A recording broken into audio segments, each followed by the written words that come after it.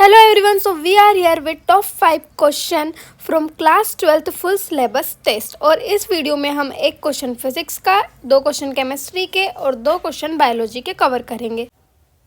Starting with the physics, we have question a hollow charge metal spherical shell has radius r if the potential difference between its surface and a point at a distance 3r from the center is v, then the value of electric field intensity at a point at distance 4r from the center is।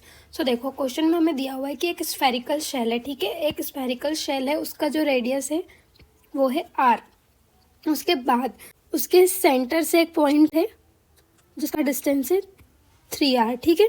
अब इन्होंने इस spherical shell की surface पे जो potential दिया हुआ है, ठीक है, v एट द सरफेस, और इस पॉइंट पे जो v at the 3r distance, इन दोनों का जो पोटेंशियल डिफरेंस दिया हुआ है वो दिया हुआ है v।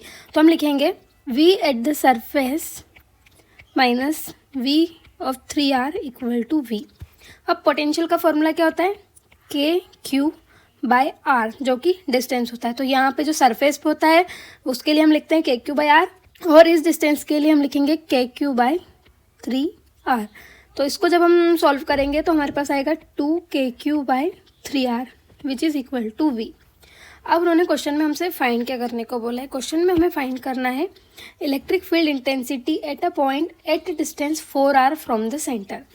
तो यहाँ पर एक और पॉइंट है 4r डिस्टेंस पे, उसका डिस्टेंस 4r है। तो यहाँ पे इस पॉइंट पे हमको इलेक्ट्रिक फील्ड निकालनी है इस चार्ज शेल की वजह से। तो देखो इलेक्ट्रिक फील्ड का फॉर्मूला क्या होता है, के क्यू बाय एक्स का स्क्वायर, एक्स क्या है, ये डिस्टेंस है, तो डिस्टेंस कितना हो गया 4r, तो ये हो जाएगा के क्यू 4r का होल स्क्वायर, दैट इज के क्यू बाय 16r स्क्वायर। अब हमारे पास इलेक्ट्रिक फील्ड जो हो गई है वो हो गई है के क्यू 16r स्क्वायर। अब जब हम ऑप्शंस देखेंगे तो ऑप्शन में जो हमें इलेक्ट्रिक फील्ड दिए वो v के टर्म्स में दिए, ठीक है, सारे जो ऑप्शंस दिए हैं वो v के टर्म्स में दिए हुए हैं। तो हमारी जो इलेक्ट्रिक फील्ड आई है उसको हमें v के टर्म्स में बनाना पड़ेगा। अब जो हमने v निकाला हुआ है वो है v equal to 2kq/3r। We have v equal to 2kq/3r। अब हमें सिंपल इसमें कुछ नहीं करना। अब देखो v में 2 और 3 आ रहा है, तो हम क्या करेंगे, kq कोई कॉम्प्लेक्स कैलकुलेशन ना करके ऊपर भी 2 से मल्टीप्लाई कर देंगे, नीचे भी 2 से मल्टीप्लाई कर देंगे, वहीं ऊपर भी 3 से मल्टीप्लाई कर देंगे और नीचे भी 3 से मल्टीप्लाई कर देंगे। अब उसे हम v इसमें से निकाल लेंगे। तो देखो v के न्यूमरेटर में क्या है 2kq, तो यहाँ पे हमको ये मिल रहा है 2kq, ठीक है। डिनोमिनेटर में क्या है 3r है, तो यहाँ पे मिल रहा है ये 3, और r स्क्वायर में से हमें मिल जाएगा यहाँ पे एक r। तो अब हम इस बचे हुए को कैसे लिख सकते हैं, kq और 2 तो गया, तो ऊपर बचेगा 3, नीचे बचेगा 16 इंटू 2 इंटू एक r हमने v के अंदर ले लिया। तो इतनी जो टर्म हमने यहाँ से निकाली वो किसके बराबर हो जाती है, v के बराबर। तो फाइनली हमारा क्या आंसर आ गया 3v, 16 इंटू 2 हो जाएगा 32, और r 3v 32r, ठीक है, 3v/32r। तो ये हो गया हमारा फाइनल आंसर। अब ऑप्शंस में देखते हैं, ये ऑप्शन है, अच्छा थर्ड ऑप्शन है 3v 32/r, तो this is the correct answer. Now coming to the question of biology. तो देखो इस क्वेश्चन में हमको उन्होंने 5 स्टेटमेंट दिए हुए हैं, ठीक है, 5 स्टेटमेंट दिए हुए हैं। उसके बाद पूछा है what are the cause of higher population growth, मतलब इन 5 स्टेटमेंट्स में से कौन कौन से कॉजेज हैं जो कि हायर पॉपुलेशन ग्रोथ को सपोर्ट करते हैं। First statement is rapid decline in death rate, ठीक है। तो डिक्लाइन मतलब कम होना, तो डेथ रेट में कमी हो रही है, ठीक है। डेथ रेट अगर कम हो रहा है तो क्या होगा, पॉपुलेशन बढ़ेगी। अगर ज़्यादा नंबर ऑफ डेथ्स हो रही हैं मतलब कि पॉपुलेशन कम हो रही है, ठीक है। और अगर डेथ रेट कम है मतलब कम नंबर ऑफ डेथ्स हो रही हैं तो पॉपुलेशन बढ़ेगी। तो फर्स्ट वाला तो है कि वो पॉपुलेशन में इंक्रीमेंट करेगा। उसके बाद दूसरा हम देखते हैं rapid increase in MMR and IMR. तो एमएमआर क्या होता है, मैटरनल मोर्टिलिटी रेट, एमएमआर होता है मैटरनल और आईएमआर होता है इन्फेंट मोर्टिलिटी रेट। तो देखो अगर मैटरनल मोर्टेलिटी रेट और इन्फेंट मोर्टेलिटी रेट इंक्रीज़ हो जाएगा, ठीक है, मतलब मोर्टेलिटी इंक्रीज़ हो गई। अब मोर्टेलिटी क्या करती है, पॉपुलेशन ग्रोथ को कम करती है।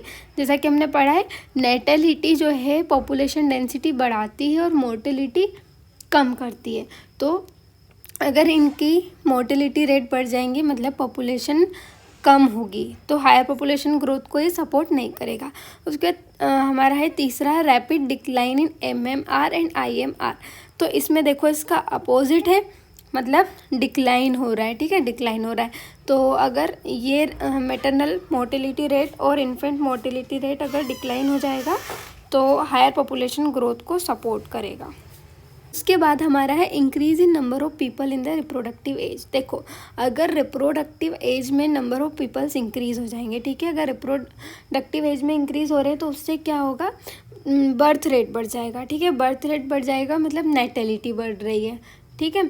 तो क्या होगा, नेटेलिटी जो रहती है वो पॉपुलेशन डेंसिटी को इंक्रीज़ करती है, मतलब कि हायर पॉपुलेशन ग्रोथ को सपोर्ट करेगी। तो इसका एक फैक्टर हो जाएगा increase in number of people in the reproductive age group. उसके बाद हमारा लास्ट स्टेटमेंट है rapid increase in the death rate. अभी तो सीधा सीधा बोल रहा है कि डेथ रेट बहुत ज़्यादा बढ़ रहा है, ठीक है, फर्स्ट वाले का अपोजिट है।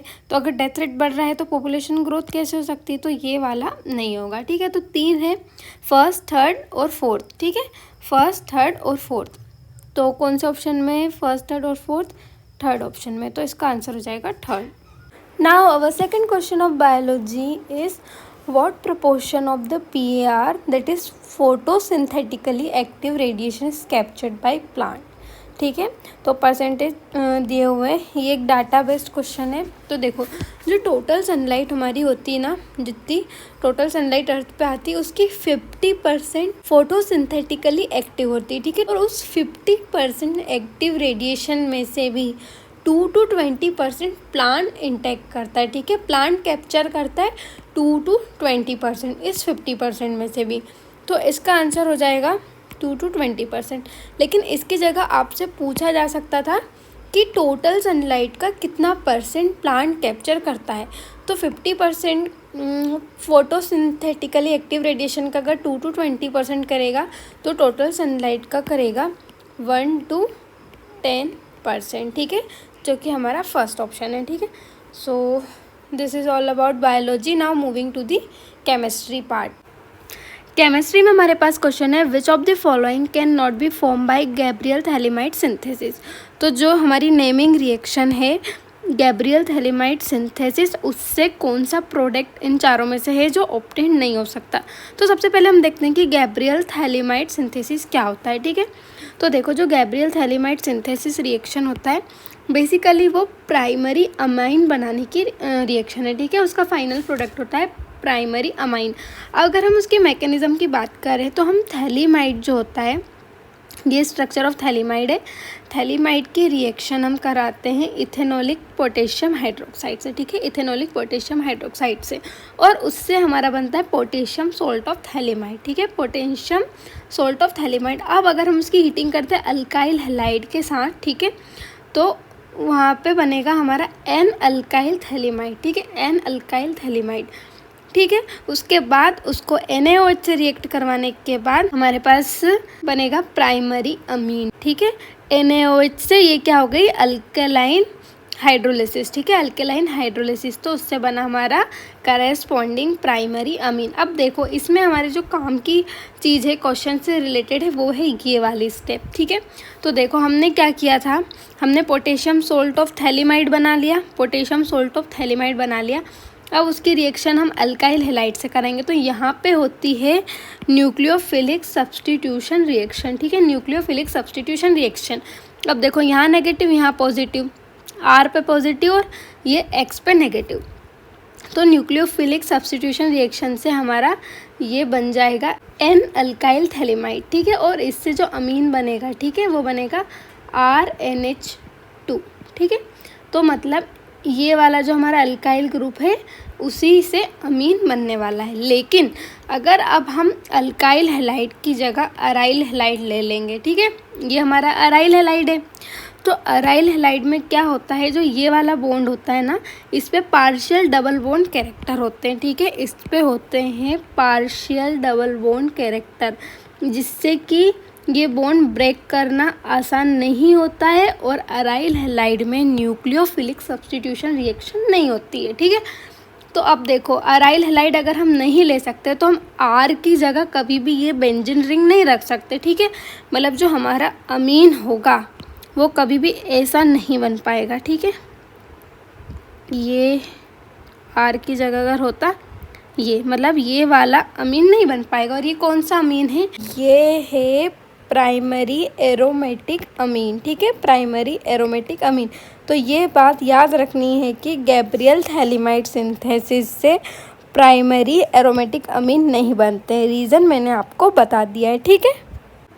सो यहाँ पे देखिए, aromatic primary amines cannot be prepared by this method because aryl halides do not undergo nucleophilic substitution with the anion formed by thaliamide, ठीक है। अगर अब हम ऑप्शंस की तरफ जाएं तो अब इनमें से हमें वो देखना है कि प्राइमरी एरोमेटिक अमीन कौन सा है, ठीक है। प्राइमरी एरोमेटिक अमीन कौन सा है?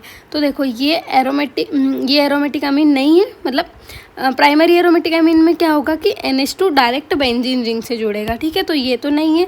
अब ये तो गैब्रियल थैलेमाइड का प्रोडक्ट हो सकता है, ये भी हो सकता है, और ये इथाइल अमीन है, ये भी हो सकता है। तो ये यहाँ पे प्राइमरी एरोमेटिक अमीन है, मतलब NH2 डायरेक्ट बेंजीन रिंग से जुड़ा हुआ है। तो हमारा आंसर हो जाएगा third. Our next question is sodium metal crystallizes in BCC lattice। BCC मतलब बॉडी सेंटर्ड क्यूबिक, ठीक है। बॉडी सेंटर्ड क्यूबिक कैसा होता है कि देखो जो क्यूब होता है उसमें उसके सारे जो कॉर्नर्स होते हैं उन पे एक एक एटम होता है, ठीक है, और एक होता है उसके सेंटर में। और जो डायगनली जो एटम प्रेजेंट होते हैं ना वो एक दूसरे को टच करते हैं, ठीक है। वो होता है हमारा बॉडी सेंटर्ड। में भी यहाँ पे ठीक से बना नहीं पाई, बट हाँ सारे कॉर्नर्स पे एक एक एटम होगा और डायगनली वाले एक दूसरे को टच करेंगे, ठीक है, एक दूसरे को ऐसे टच करेंगे। अब देखो हमसे क्वेश्चन में पूछा है कि उसकी सेल एज दी हुई है 4.29, ठीक है, मतलब एज दी हुई है हमारी 4.29 एंगस्ट्रॉम। तो हमको रेडियस फाइंड करना है। तो देखो जो body centred cubic unit cell होती है उसमें रेडियस और एज का जो रिलेशन होता है, ठीक है, ये हमें याद करने वाला रिलेशन है। उन दोनों के बीच का जो रिलेशन होता है वो होता है R =√3/4a। तो देखो हमें R की वैल्यू निकालनी है। सो R की वैल्यू निकालेंगे, √3/4 इंटू A हमको दिया हुआ है, A मतलब एज है, तो A दी हुई है हमको 4.29 एंगस्ट्रॉम, ठीक है। जब हम इसको सॉल्व करेंगे तो R की वैल्यू आएगी लगभग 1.87 एंगस्ट्रॉम। सो अगर ऑप्शन में देखें तो हमारे पास ऑप्शन है 1.86 एंगस्ट्रॉम। तो हमारा राइट आंसर हो जाएगा सेकेंड, ठीक है। So guys this is all about the top 5 question from the mock test of class 12th full syllabus test, ठीक है। सो अगर आपको वीडियो अच्छा लगा है तो वीडियो को लाइक कीजिए, कमेंट कीजिए एंड शेयर कीजिए। And for more such videos subscribe PCB point. Thank you.